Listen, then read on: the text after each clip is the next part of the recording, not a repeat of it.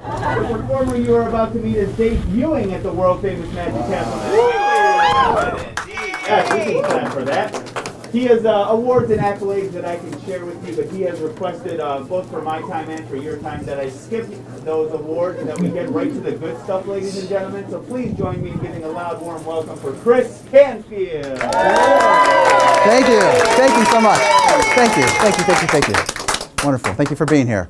Well, magic has always been in my life. My father started performing magic in the late 50s in Chicago, and when I came along, he shared that love with me. I think we've all experienced magic in our lives. Yeah, Chicago, yeah. We've all experienced magic in our lives. A beautiful sunset, the birth of a child, or an impossible stroke of luck. But from time to time, we can lose that feeling that magic is real. But all it takes to remind us is to experience something truly amazing again. Like pulling a coin out of thin air. Yeah. Oh. Yeah. Thank you. Thank you. Well, you may have noticed I'm a single-handed magician. I'm not the first to come along, but we are pretty rare. Just once or twice every generation. I was born this way. As you can imagine, I've had to navigate a world designed for two hands. But it's taught me things. Resilience, ingenuity, the true value of opposable thumbs. Yeah. And I've had to adapt to the art of magic, like shuffling a deck of cards. Let's see. Yeah, like that.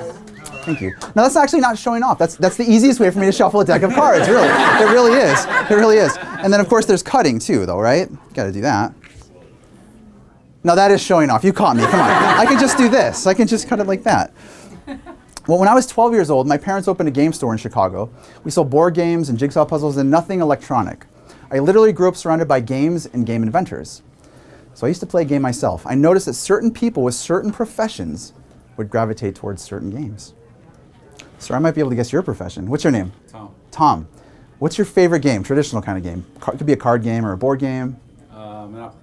Monopoly. So that's like a game of acquisition, right? You see how this works. A game of acquisition and wealth. So you could be a wealth manager or into real estate or possibly a llama farmer. You never know. Are you any of those or any? Llama farmer.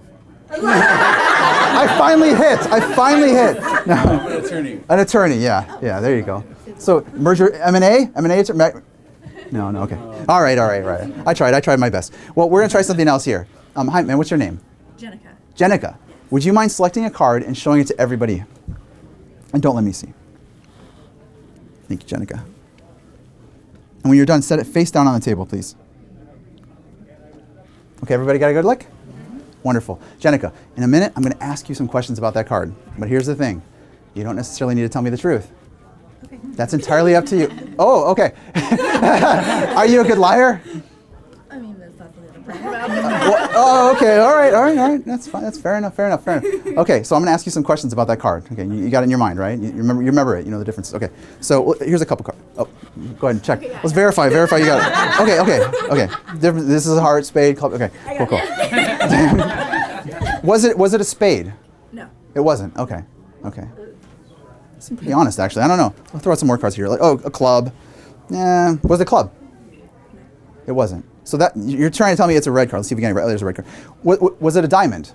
Yeah. Okay, it was a diamond. And was it a high card or a low? Was it a high card? Was it a 10, Jack, Queen, King, Ace, something like that? No. It was a low red card. Okay. I'm gonna try something here, guys. I want everybody to think of a card, but just in your mind for a moment. It doesn't have to be the card you saw, but it can be. And at the count of 3, I want you all to say it out loud at the same time. Okay? I'm gonna try to listen. Ready? 1, 2, 3. I heard a lot of hearts. Okay, I heard a lot of things. That was a lot of information.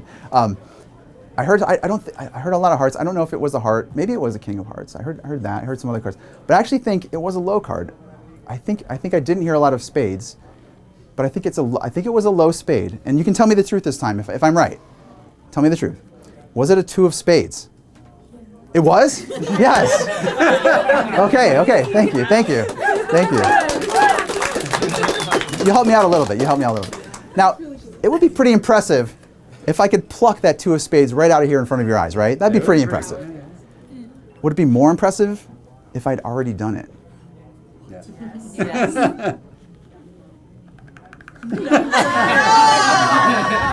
No. I'm gonna get. What card was it? Two spaces. The two of spades, yes? The two of spades. The two of spades, yeah. Thank you, thank you. Well, it's pretty. Around the corner from that game store was where I grew up. Was a magic shop, and this was Bob's Magic Shop. I know it's an original name, but that's actually what it was called, Bob's Magic Shop. And Bob would have people come in, different magicians come in from time to time, and they would try to do the fanciest, latest tricks and try to do all these fancy moves. And they'd often drop the cards all over the floor because they were just trying too hard. But Bob was a very patient man, including with me. And when he was gone, he would take me aside, square up the cards, and say, look, all these cards, they're all mixed up, right? Back to front, front to back, and even somewhere in the middle there. Yeah, some of them are back to back. And he used it as a lesson for me. He said, Chris, magic isn't about being flashy or fancy. It's not about being modern or meta. True magic has always come from right here.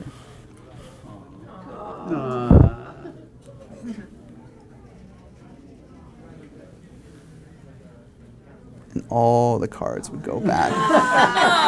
Jenica, except your two of spades. Yeah. That's right. That's right. That's really crazy. We haven't met yet. What's your name? My name's Alan. Alan. And what is your name? Zoe. Zoe. Alan and Zoe. Okay. He also taught me that some of the most profound magic, the simplest magic was often the most profound magic. So two of spades, and I've got a two of spades. That's not right. Here, let's do that again. Here. We've got, let me get this right. So you're going to have, okay, we'll put the two, can you hold your hand out for a second? Yes, sir. Okay, oh, sorry, hand face up. Here, take that card. Okay, actually, here, we'll leave it there for a second. Yeah. Okay, that's better. just your right hand. How about just your right hand? Okay, and the king of clubs. We've got the king of clubs on this side, okay? Would you mind holding your hand out? Thank you. And cover that up with your hand. Cover the other one. Yeah. And you got your hand out. You ready to go? Yeah, I'm ready to do it. Ready? Let's do it. Okay. Now cover it up. Yeah. The simplest magic is often the most profound. He'd take that card out and put that one over here. You take that king of clubs and put it over here. Okay. So you should have the king of clubs, and you should now have the two of spades. Let's see if it worked. Go ahead, show everybody. Yes? Yes, it worked. Yeah. Awesome, wonderful. Thank you. Well, when I was in the 6th grade, a friend of mine forgot his lunch money at school. He told me, he said, Chris, if you give me your lunch money, I will bring you a coin from my father's coin collection the next day. Now, I wasn't thinking about the moral implications at the time for some reason, but I really like collecting coins, and I said yes. I gave him my lunch money. The next day, he brought me one of these. These are Morgan silver dollars. You can touch them. It's okay. You can feel them. Yeah. What's that? Beautiful. Yeah, they're really wonderful. 1898, 78 or 98? These 98s? 98. Oh, these are 98s. Yeah, 18, he brought me an 1878, but they're pretty amazing. There was a fourth one. Is it in? It was in there. I don't know. You got me. Thanks for helping out, buddy. Thanks for helping out. No. So I've always loved coins. I love the mysterious journey that they take. They travel from hands to pockets to purses, and then they end up here, right? We don't really know how they get here, but they're here in front of us. Kind of like all of us. We've all taken different journeys in our lives, yet we've all ended up in this room together tonight. Well, I want to demonstrate that using these coins, and they're going to mysteriously vanish one at a time, travel under that napkin one at a time, right? But not that. Yeah, you'll see it happen. Watch this. No. And the first one went. It did. Yeah. I know. It's pretty. Do the second one. It's going to be a lot like the first one. So 3 and 1. And the second one's going to vanish.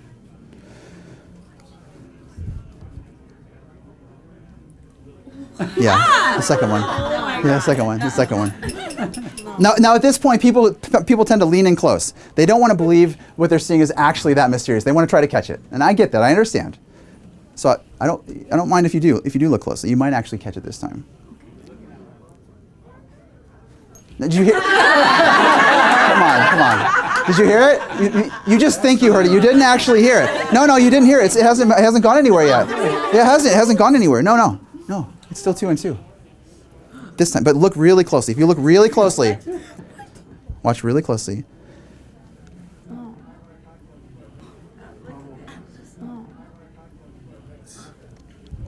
And there it is. Sure. Why not? Crazy. Now the fourth one is going to start off under the napkin. Would you mind holding your hand out again, like you did with kind of like you did with the card, exactly? Now I'm going to place the fourth coin in your hand, but I'm not going to do it like that. I'm going to actually pluck it out from underneath here, invisibly, and stick in your hand. When I do, close your hand up tight. Close it up tight. Bring it up to your mouth and just give it a little blow. Do you feel anything? No. How about now? No. Okay. It's in there. Don't look. Do not look yet. Okay. But it's in. It should be in there. Yeah, I think it's there. Yep, it's gone. It's in there. Don't look. Don't look yet. Don't look yet. You really don't feel it. I don't feel it. Okay, take a little peek, a little tiny peek, just a littlest tiny peek, like that. Yeah. Nothing? No. Okay. In a second, I want you to take your hand, just like this, and pass it over there. And wait, hold on. You know where I'm going, though, right? No. And open. Oh, hold on. I'm trying. Okay. You started doing this. I thought maybe you're like here. Oh, she's done this before. Oh, okay. This is the first time you've. Okay. Well, let me show you how it's going to work. So when you pass your hand over the napkin, and when you get over it, just open your hand up. Okay. Make sense? Okay. Go ahead. I'm scared.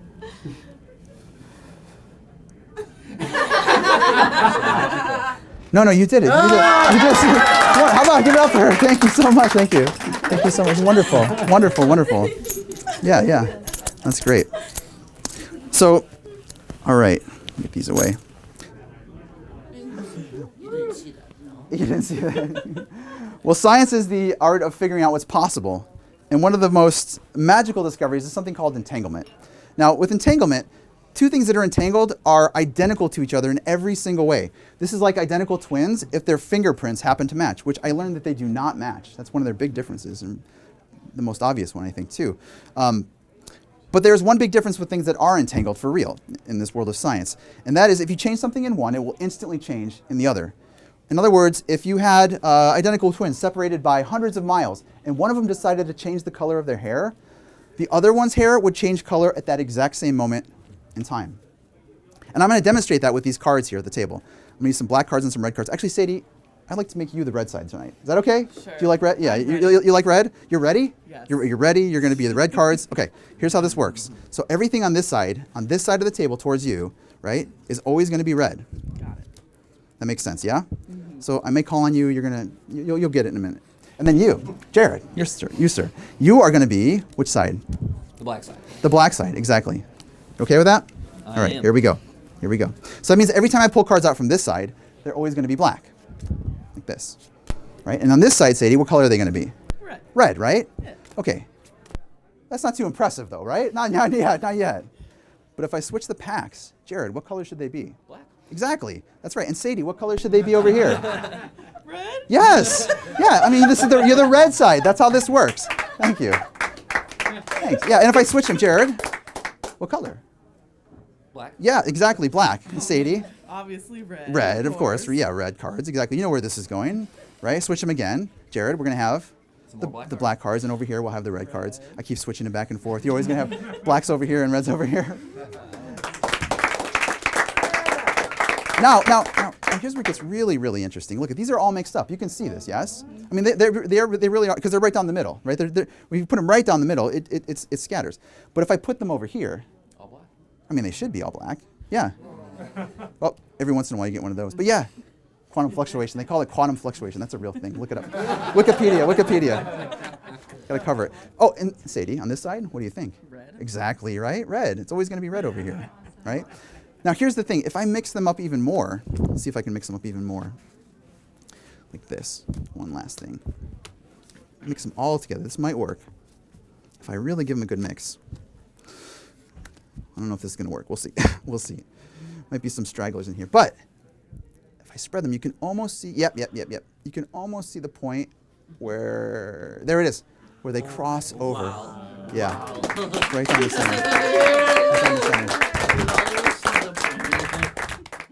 I got one more thing for you guys. You've been such a wonderful audience. Thank you so much for joining me tonight. It's been wonderful to perform. Thank you so much.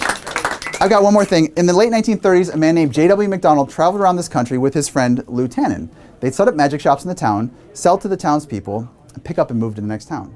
So pop-up shops are nothing new. This has been going on for decades, for years. One of the things they sold along their adventures was a secret that McDonald had discovered.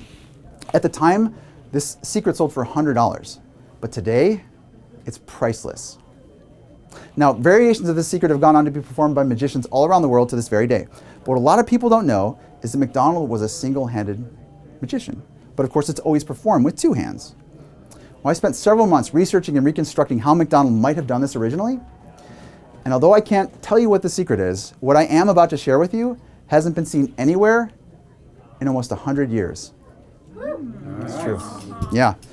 So he would gather a crowd around, much like this, and pull out the four aces to start. So that's the ace of spades, the ace of, there's an ace of hearts, ace of clubs, and there should be an ace of diamonds. You see that anywhere in there? Yeah, there it is, ace of diamonds. And then he'd take out 12 picture cards, or 12 of these spot cards. Anything that's not a king, queen, or jack, actually. Just like that. He would then explain that he was going to vanish the aces one at a time, but not how you might imagine. In fact, nobody had seen this. This was a secret. He would take those aces, cover them with those spot cards, and deal out the remaining aces and cover those with those remaining spot cards. He would then turn to his left, in this case it's Alan, and ask Alan, the person seated there, which of these is generally considered to be the strongest of the aces, the spades, clubs, hearts, or diamonds? Spades. That's what people would usually say. So we'll turn that over and then ask you to put your hand on top of that. And then, let's see, man, what's your name? Kelsey. Kelsey. Of these remaining aces, clubs, hearts, or diamonds, which one's your favorite? The heart. The heart, okay. He would save that one to last. He would then begin to vanish the aces one at a time. We'll start with this one. You can see it one more time.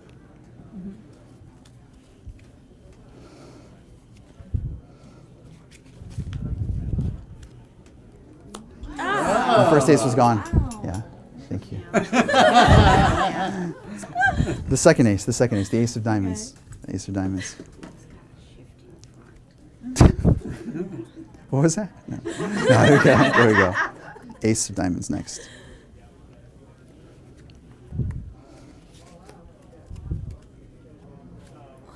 Okay. It's gone? All right. Yeah.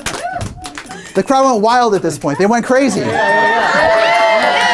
How could he possibly top that? How could he possibly top what they'd seen? Well, Kelsey, by keeping your ace of hearts in view almost the entire time. Here we go.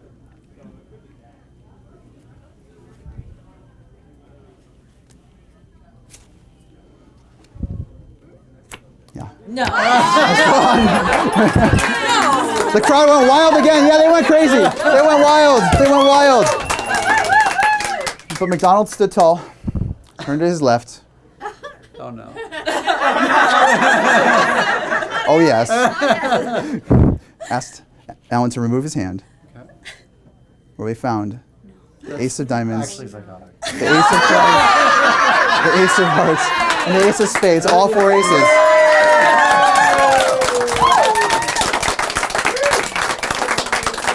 Thank you guys so much. It's been a wonderful night at the castle. Have a wonderful time. Thank you, Phil.